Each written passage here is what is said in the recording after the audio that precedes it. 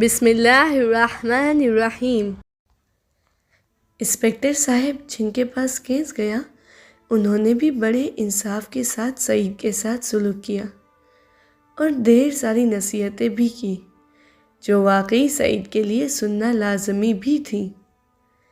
سعید نے بھی جب دیکھا کہ صرف سوال و جواب ہی پوچھ رہے ہیں تو اس کی حالت بہتر ہو گئی، لیکن جب دوبارہ انہوں نے کہا کہ اس شخص کا نام اور پتہ بتائے اور اس کی تشخیص کروائے کہ وہ کون ہے تو ایک دفعہ پھر سعید کا رنگ اڑ گیا۔ اس کی شکل دیکھنے والی تھی۔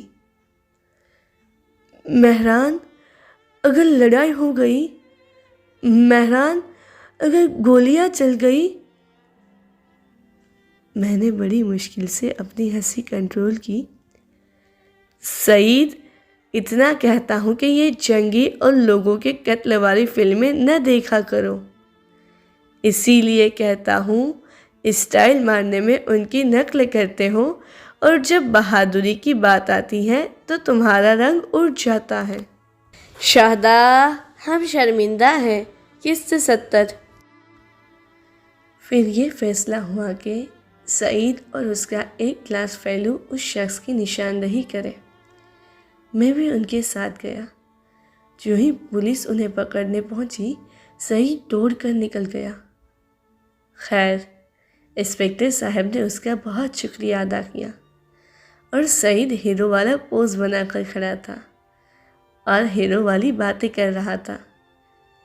یہ تو میرا فرض تھا، ہم سب کو مل کر معاشرے کی حفاظت کرنی ہوگی۔ میں اور انسپکٹر صاحب مشکل سے اپنی ہنسی چھپا رہے تھے۔ آخرکار انسپکٹر صاحب نے ایک کہا لگایا اور اس کے کندھے پر ہاتھ رکھ کر بولے، تم بہت اچھے ہو، ایسے ہی پڑھائی بھی کرو اور اس طرح کے کام چھوڑ دو اور اپنے بھائی کے ہونے کا شکر ادا کرو۔ انسپکٹر صاحب چلے گئے۔ میں بھی ہنسنے لگا۔ اس بھائی کی اہمیت کو سمجھو۔ مجھے ہنستے ہوئے دیکھ کر سعید بولا، پاگل، ہنس لو، جتنا ماضی ہنس لو۔ ایک دن یونیورسٹی سے واپس آیا، دروازہ کھولا، کسی نے بڑے پریشان انداز میں آواز لگائی، آغا مہران۔ میں مڑا، دیکھا انیسہ خانم تھی، بہت پریشان حال لگ رہی تھی۔ آپ کی امی گھر نہیں؟ انہوں نے پوچھا۔ نہیں، آج ان کی عدالت کی تاریخ تھی۔ اب بالکل ہی ان کا چہرہ غمگین ہو گیا۔ میں نے کہا، کیا ہوا؟ کوئی مسئلہ ہے؟ میں کوئی مدد کر سکتا ہوں؟ انہوں نے سر جھکایا اور چلی گئی۔ نہیں، کچھ نہیں۔ میں حیرت سے دیکھنے لگا، کچھ دیر انتظار کرنے لگا کہ شاید دوبارہ واپس آئے اور اپنی پریشانی بتا دے، لیکن وہ جلدی سے وہاں سے چلی گئی۔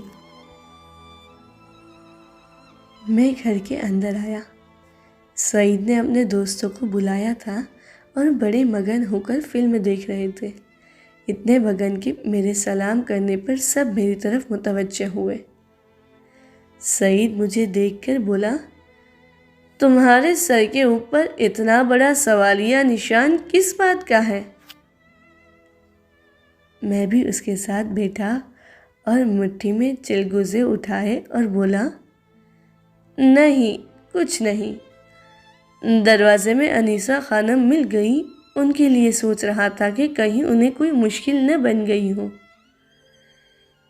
سعید کچھ دیر مجھے دیکھتا رہا، پھر بولا، تم بھی نا عجیب ہو، ہر ایرے گیرے کے لیے پریشان ہوتے ہو، اور وہ بھی انیسہ خانم جنہوں نے ہمیشہ زبان سے زخم ہی لگائے۔